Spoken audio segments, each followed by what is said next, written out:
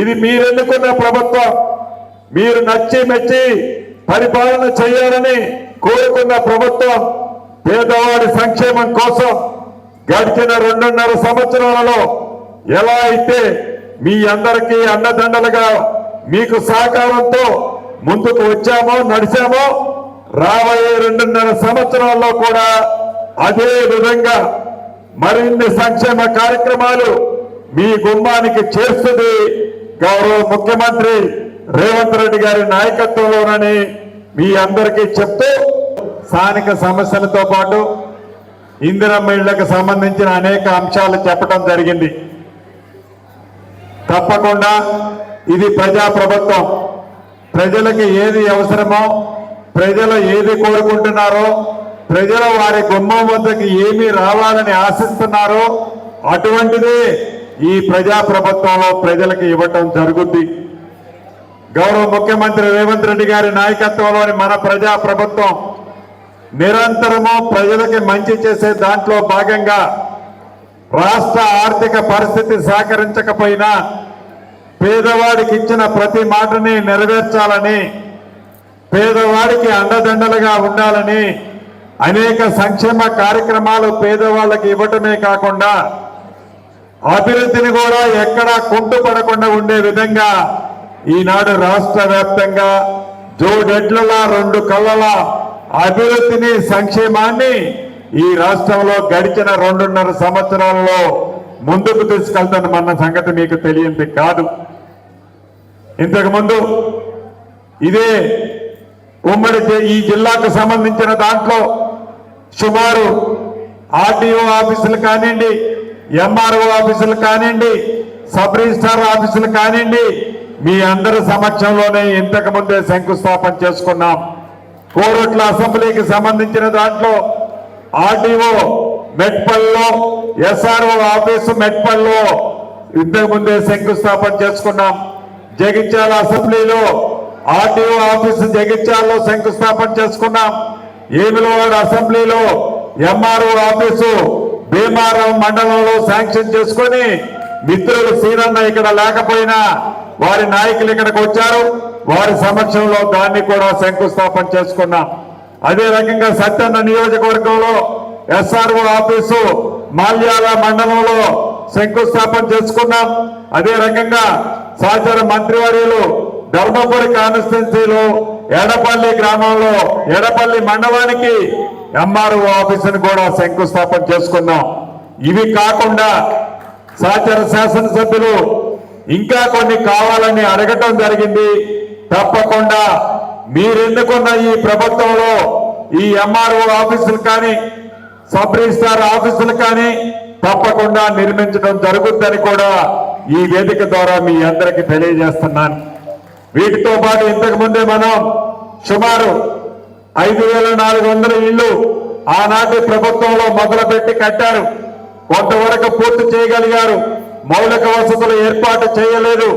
మౌలిక వసతులు ఏర్పాటు చేయని కారణంగా ఈ ప్రభుత్వం వచ్చిన తర్వాత మీ నాయకుడు సంజన్న, అదే రకంగా ఎమ్మెల్సీ గారు కూడా నన్ను కొన్నిసార్లు అడగటం జరిగింది. వీరి కోరిక మేరకు ఈ రాష్ట్ర ప్రభుత్వం 32 కోట్లు మొదటి విడత మౌలిక వసతుల కోసం శాంక్షన్ చేసి మంచినీరు కానీ, విద్యుత్ కానీ, అదే రకంగా డ్రైనేజ్ సిస్టానికి సంబంధించిన పనులు పూర్తి చేసుకున్నాం. ఇంకా సంజన్న మౌలిక వసతుల కోసం నాకు 32 కోట్లు కావాలి, స్కూల్ బిల్డింగ్ కట్టాలి, హాస్పిటల్ కట్టాలి, ఇంకా కొన్ని గ్రౌండ్లు కట్టాలి, చర్చ్ మసీదు, అదే రకంగా దర్గా కట్టాలని కూడా వారు అడుగుతున్నారు. వారు అడిగింది మీరు అడిగిందే వారు నాకు చెప్తున్నారు. న్యాయమైన కోరిక. తప్పకుండా 2-3 రోజుల్లోనే వాటిని శాంక్షన్ చేస్తానని కూడా ఈ వేదిక మీద నుంచి మీకు తెలియజేస్తున్నాను. అంతేకాదు ఇంకా ఈ కాలనీకి కావాల్సినవి కొన్ని, ఒకటి పోలీస్ స్టేషన్ కావాలని అడుగుతున్నారు. ఎస్పీ గారిని ఈ వేదిక ద్వారా ఒక అవుట్ పోలీస్ స్టేషన్ ఇమ్మీడియట్లీగా వీలైనంత తొందరలో అక్కడ ఏర్పాటు చేయాలని గౌరవ జిల్లా కలెక్టర్ గారికి కూడా ఆదేశాలు ఇస్తున్నాను. అక్కడికి బస్సుకు సంబంధించింది ఆర్టీసీతో చెప్పి ఆ రోడ్డును కూడా క్లియర్ చేయించి ఈ 1-2 days లో ఆర్టీసీ బస్సు కూడా సౌకర్యాన్ని కల్పించాలని కూడా ఆదేశిస్తున్నాను. అదే రకంగా ఒక రేషన్ డీలర్ను కూడా యుద్ధ ప్రాతిపదిక మీద శాంక్షన్ చేసి అక్కడే నివసించే వాళ్ళందరికీ కూడా రేషన్ షాపులో ఉన్న వాళ్ళకి ఇచ్చే బియ్యము ఇతరత్ర సన్న బియ్యం ఏమైతే ఇస్తున్నామో దూరం పోకుండా అక్కడే ఇచ్చే విధంగా వారికి రేషన్ షాప్ని కూడా ఏర్పాటు చేయాలని గౌరవ కలెక్టర్ గారికి ఆదేశాలు ఇస్తున్నాను.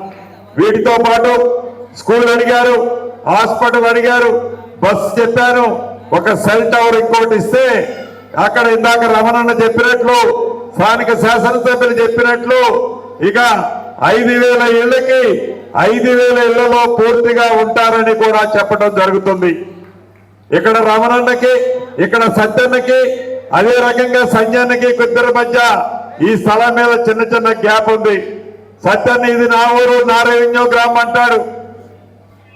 అన్న సంజయన్న వచ్చి నేను మా మున్సిపాలిటీలో కలుపుకున్నా ఇది నాకు వస్తుంది నా రెవెన్యూ గ్రామానికి మార్చమంటాడు. వారిద్దరు అడిగేది న్యాయమైంది. తప్పకుండా వారిద్దరు సమస్యలను కూడా రాష్ట్ర ప్రభుత్వ పక్షాన్ని ఎలా పరిష్కరించాలో ఎక్కడా ఇబ్బంది లేకుండా పరిష్కరించడం జరిగిందని కూడా ఈ వేదిక ద్వారా మీకు తెలియజేస్తున్నాను. అదేవిధంగా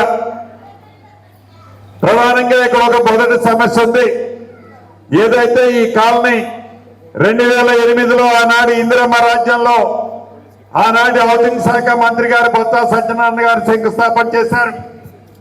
ఈ శంకుస్థాపన చేసిన ఈ కాలనీ సుమారు 18 సంవత్సరాల తర్వాత ఈనాడు కొంతవరకు మనం సక్సెస్ఫుల్ గా కొన్ని ఇల్లు మౌలిక వసతులతో ఇవ్వగలిగాం.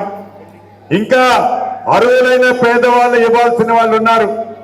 ఆనాడు సుమారు 5,000 మంది పైగా కాంట్రాక్ట్ బేసిస్ లో ఇల్లు వివిధ స్థాయిల్లో కట్టి వదిలేశారు. ఇంతకుముందే గౌరవ జిల్లా కలెక్టర్ గారిని అడిగాను, ఎంతమంది ఉన్నారు, ఎంతమందికి ఇంకా పెండింగ్ ఉన్నాయి, ఇంకా ఎంతమంది ఎలిజిబుల్ వాళ్ళు ఉంటే వాళ్ళందరికీ కూడా ఇవ్వడానికి ప్రభుత్వం బేసిజానికి పోదు. ఇందిరమ్మ రాజ్యంలో ఇందిరమ్మ ఇళ్ల విషయంలో నీది ఏ కులమని అడగమని చెప్పాం, నీది ఏ మతమని అడగమని చెప్పాం, చివరికి నీది ఏ రాజకీయ పార్టీ అని కూడా అడగమని చెప్పాం. ఏ నాయకులు పంపించిన నాయకులు వచ్చిన వ్యక్తి అర్హులైన వాళ్ళైతే పేదవాడు అయ్యుంటే చాలు ఆ పేదవాడికి ఇందిరమ్మ ప్రభుత్వంలో ఇల్లు ఇచ్చి తీరుతాము. అది ఎవరి దయాదాక్షిణ్యాలు అక్కరలే, ఇది ఇందిరమ్మ ప్రభుత్వంలో తీసుకున్న నిర్ణయం. కాబట్టి ఎవరో ఉద్యమాలకు చేసే ఛాన్స్ కూడా ఈ ప్రభుత్వం ఇయ్యదు.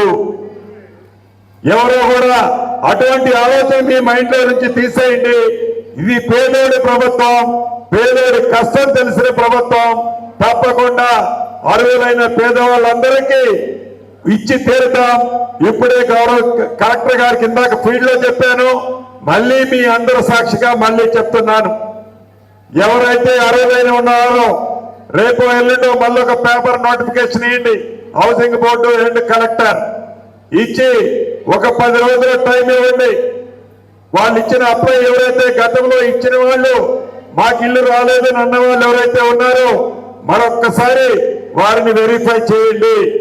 వెరిఫై చేసి వాళ్ళు పేదవాళ్ళు ఇప్పటికే కూడా పేదవారిగా ఉంటే టాప్ ప్రయారిటీలో వాళ్ళకి ఇల్లు ఎలా చేయాలని కూడా మరొక్కసారి ఈ వేదిక ద్వారా గౌరవ జిల్లా కలెక్టర్ గారిని ఆదేశిస్తున్నాను. ఇక్కడ రాజకీయాలకు తావలేదు, పేదవాడికి మంచి చేయాలనే తపన తప్ప ఈ ప్రభుత్వానికి రెండో ఆలోచన లేదు. అదే రకంగా రెవెన్యూ విషయాలు కొన్ని స్థానిక శాసనసభ్యులు చెప్పారు. వాటిని కూడా సర్వే అనే కాన్సెప్ట్ తో ప్రతి జిల్లాలో మొదటి విడత 70 గ్రామాలు సర్వే చేస్తున్నాం. రెవెన్యూ గ్రామాలు రాబోయే సంవత్సరంన్నరలో రాష్ట్రంలోని ప్రతి మూల చివరికి ఇళ్ల స్థలాలతో సహా సర్వే చేసి ప్రతి మనిషికి ఆధార్ ఎలా ఉందో భూదారులాగా వారికి ఉన్న ఆస్తికి మ్యాప్ను కూడా ఇచ్చి పాస్బుక్లు ఇవ్వడం జరుగుతుంది. దొంగ పాస్బుక్లను క్యాన్సిల్ చేయడం జరుగుతుంది.